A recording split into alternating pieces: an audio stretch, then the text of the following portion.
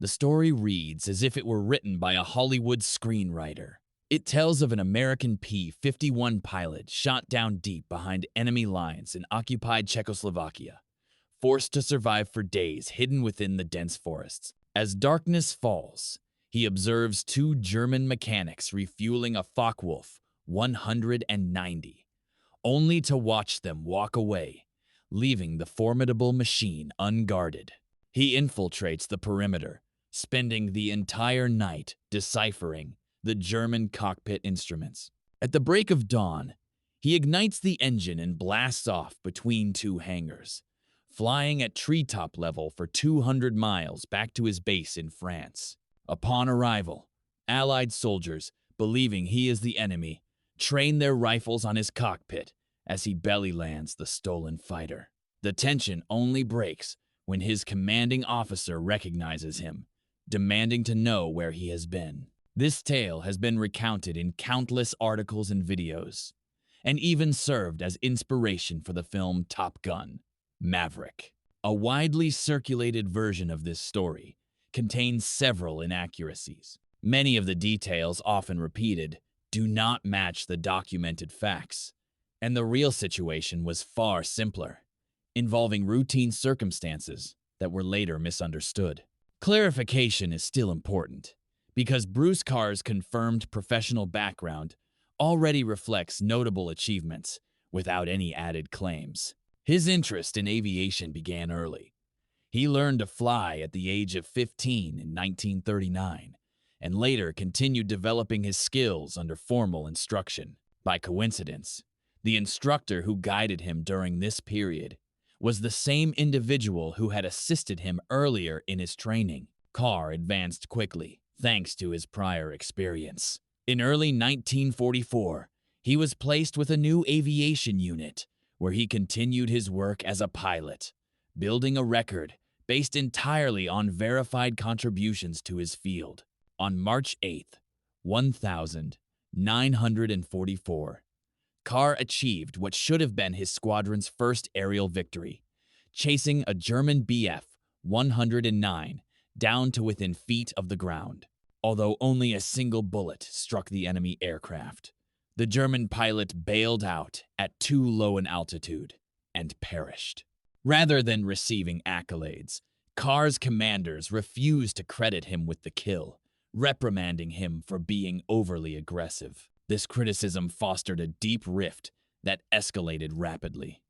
Carr was eventually placed under arrest for insubordination, with court-martial proceedings being drafted against him. It was Captain Glenn Eagleston of the 354th Fighter Group who saw the raw potential that others had dismissed. Eagleston arranged for Carr's transfer in May 1944, a move that ultimately saved his military career.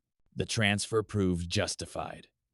On September 12th, Carr's flight identified a formation of over 30 Focke-Wulf 190 seconds beneath them. Without hesitation, he dove directly into the enemy squadron, shooting down 3 German fighters before escorting a damaged wingman safely back to base, an action that earned him the Silver Star. By October 29th, Carr had secured 5 confirmed kills, earning the coveted status of ace.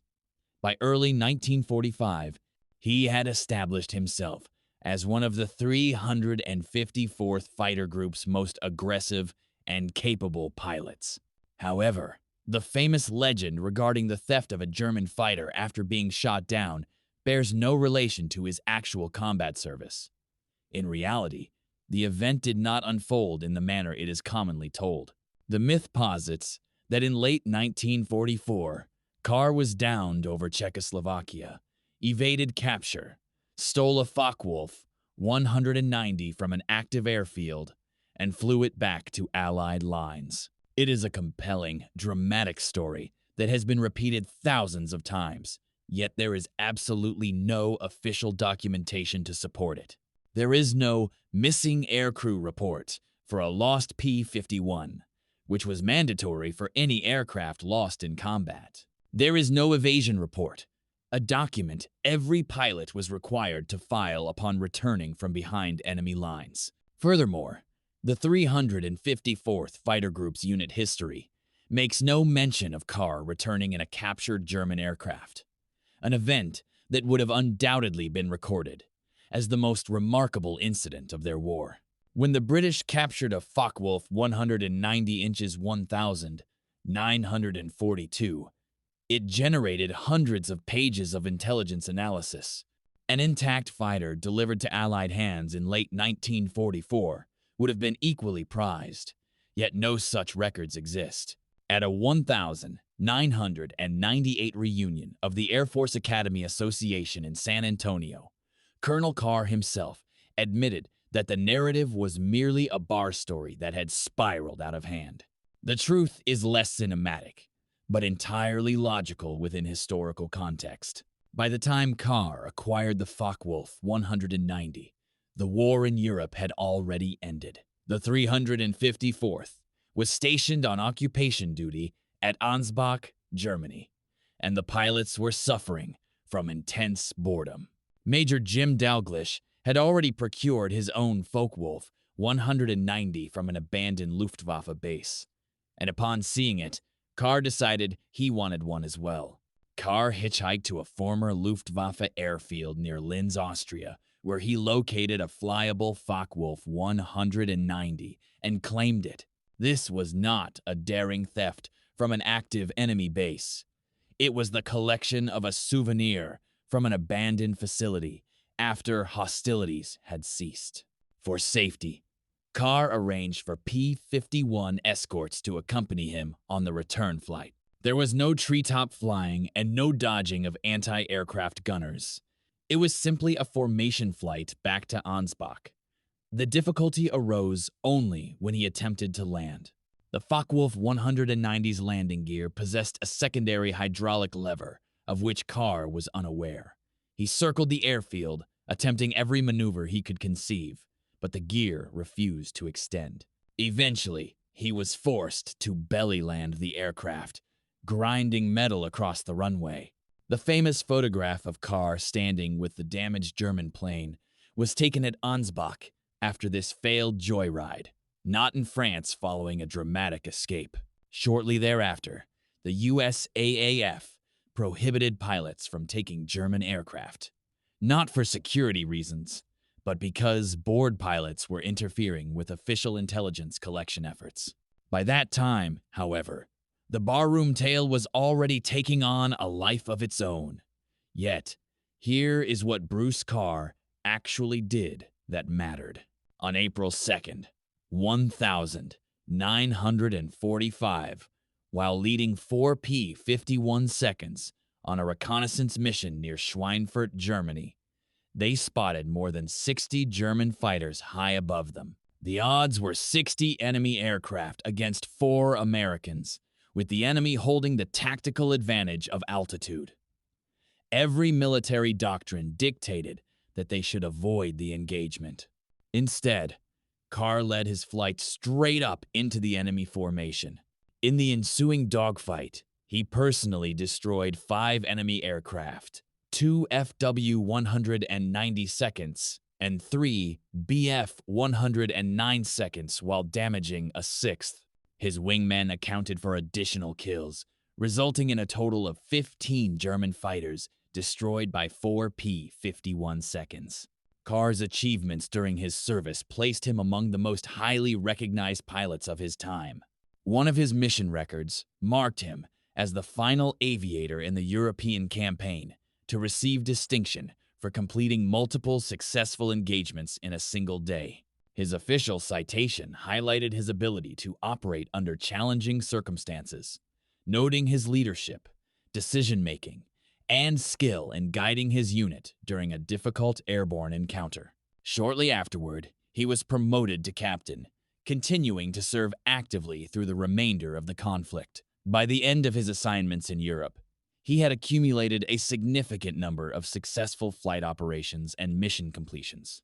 Following this period, Carr transitioned into the early jet age, flying F-80 aircraft with the Acrojets demonstration team. His career extended across multiple international deployments. During the Korean War, He completed 57 operational flights in F-86 aircraft, and years later, at age 44, he undertook 286 missions in F-100 aircraft during the Vietnam era. Over the course of these duties, he received several major commendations, recognizing leadership, professionalism, and long-term contributions. Colonel Bruce Carr concluded his career in 1973, marking 31 years of continuous service across multiple eras of aviation development and international operations. Bruce Carr passed away in 1998 and was laid to rest at Arlington National Cemetery. This is the true Bruce Carr, a pilot who earned his achievements through documented courage and skill across 3 decades. The legend was revitalized in 2022 when Top Gun Maverick utilized elements of the story, the stolen enemy aircraft, and the desperate flight to safety. Millions left theaters believing they had witnessed a dramatization of real events. Online videos about Carr's escape amass hundreds of thousands of views, with comment sections full of individuals unaware that the story is fiction. This is significant because the myth obscures Carr's genuine accomplishments. 5 kills in 1 day against 60 enemy aircraft represents extraordinary courage. The Distinguished Service Cross, service in 3 wars, and 515 total combat missions that is the real story. The fabricated escape story overshadows actual heroism with Hollywood spectacle.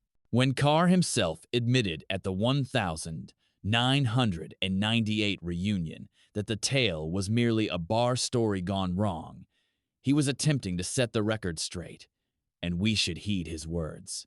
Bruce Carr does not require a fictional escape to be considered remarkable. His actual combat record provides ample proof of his courage and skill. The story you have likely heard makes for compelling drama, but it is not the truth. Bruce Carr's real achievements, documented, verified, and genuinely extraordinary, deserve to be remembered accurately. He should be known not as the man who stole a German fighter during a dramatic wartime escape, but as an ace who earned 14 victories through skill and bravery, served his country for 3 decades across 3 wars, and represented the very best qualities of American military aviation. That is the story worth remembering.